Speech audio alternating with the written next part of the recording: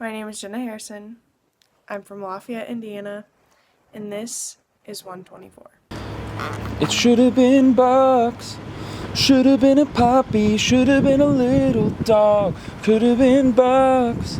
He is our puppy, and we love him so freaking much. Ooh, he's a puppy, and he bites so much. Good morning, black beans and death scenes. It's Friday. Sweet Bear is out of town this weekend, which means it's a boys' weekend.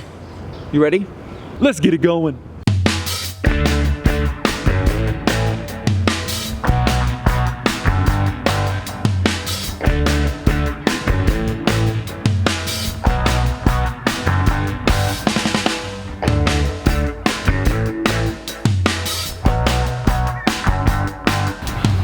Is that yours? It is mine. Oh no. Oh yeah. Oh. Well, that was close. Did you just get it stuck up there? About 15 minutes ago. Oh. Do you, is this drone, is this for footage or do you race them? No, race them. Oh yeah? Yeah. Oh. You wanna go? I'll try. My hand is getting tired anyway. All right, hold on. So I've graced it a few times, which has turned it rather than... Right. Oh! Oh, there you go. Woo! Good man. Thank you so much. All right. Thank you so much. I appreciate it. Of course, my name's John. Jon Jorgenson. Encore, nice to meet you. Good luck, man. Thank you. Good luck with that. Yes.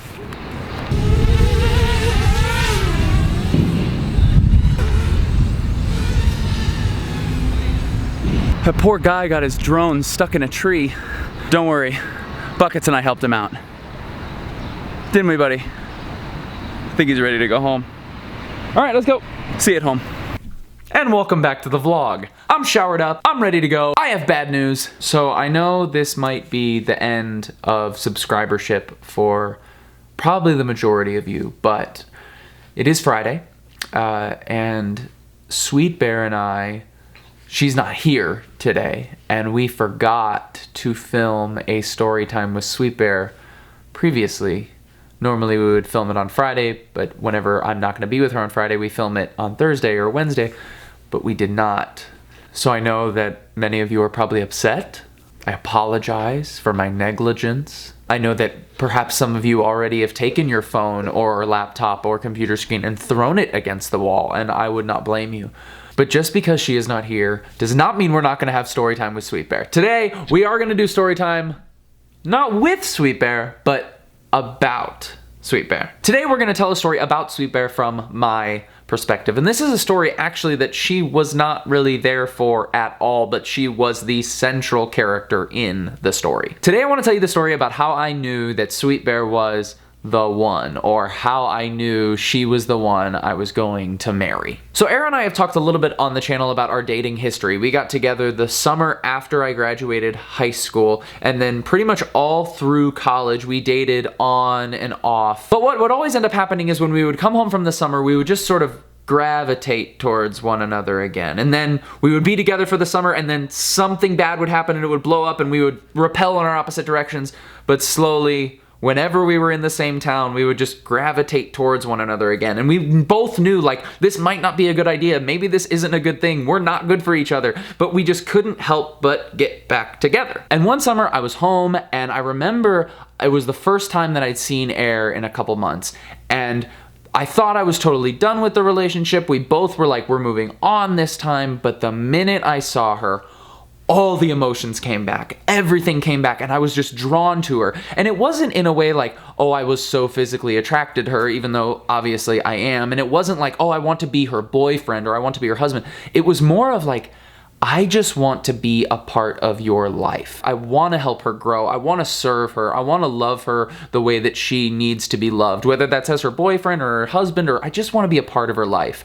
But because all this toxic stuff had happened, I was like, I don't know if this is the right thing to do. So I went to sort of a friend slash mentor of mine. His name is Dave. As I grew up through high school, he was sort of a director of mine in theater, and then also he became sort of a friend slash mentor role. Dave is the type of person, and this is important for the story, Dave is the type of person who will tell you the truth Oftentimes, regardless of how it might make you feel. He does it in love, but he doesn't sugarcoat it. If he doesn't think you should be doing something, he'll say, you shouldn't be doing that. If he thinks what you're doing is stupid, he'll say, you're being stupid. And so Dave and I got dinner, and what I was really looking for him to do was say, hey, you guys are toxic for each other. You're being stupid. Get away from her. Stay away from her. That's what I thought he was gonna say. But when we sat down to dinner and I told Dave the situation, something very, very different happened. Dave looked at me and he said, you know what I think? I think you and Aaron are perfect for each other. I think you're probably gonna get married someday, and I don't think you should waste your time. I think you should get back together now and start moving towards that.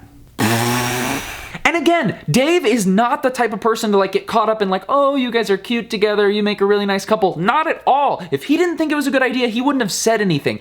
In that moment, Dave did not sound like Dave. And I'm not saying that this is always true, but I've often found that when you're speaking with someone you trust and someone that you know is wise, and especially someone that you look up to as sort of a spiritual elder, and they say something that maybe doesn't exactly sound like them, but they say it with clarity and they say it with purpose and they say it with conviction, that might be a little clue that God's trying to tell you something through them. And this was still like before my junior year of college. It was still 3 or 4 years before we actually got married.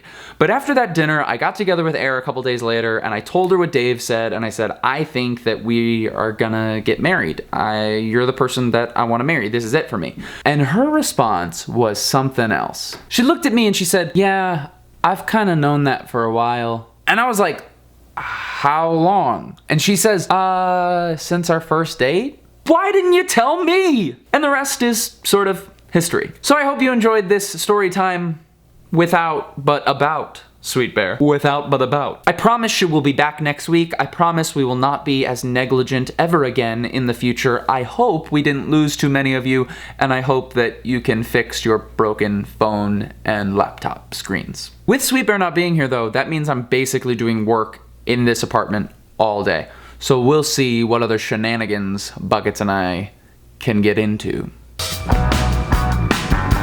Hey, so you know that question I ask people all the time when it's their first time on the vlog? If you could say one thing to like 2,100 to 2,500 people, what would you say? I thought that today, since literally I'm here alone in this apartment doing nothing but work, Rihanna. So I thought that today I would ask you all that question. If you could say something to like 2,500 to 3,000 people, what would you say?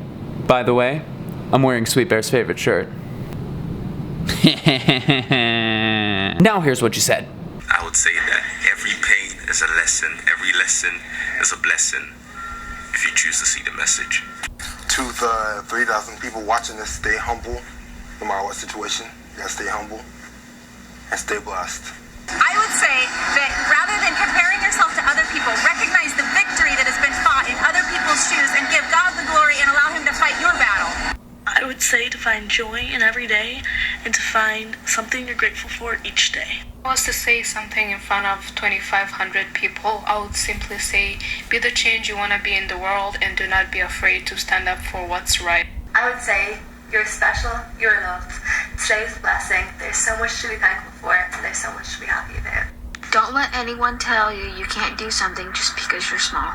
If I could say something to about 2,500 to 3,000 people, it would be that sometimes it feels like the end, but it's just the beginning. Like it's written behind me, I would have to say go make memories, because you only have this one life and you have to do what you love.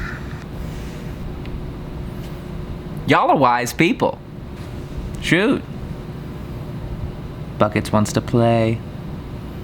Yeah. Yeah. Huh? It's a wild one today! I'm still stronger. Hi. This is a bar between you and I, son. Oh, he's got me! Good boy. Keep being awesome.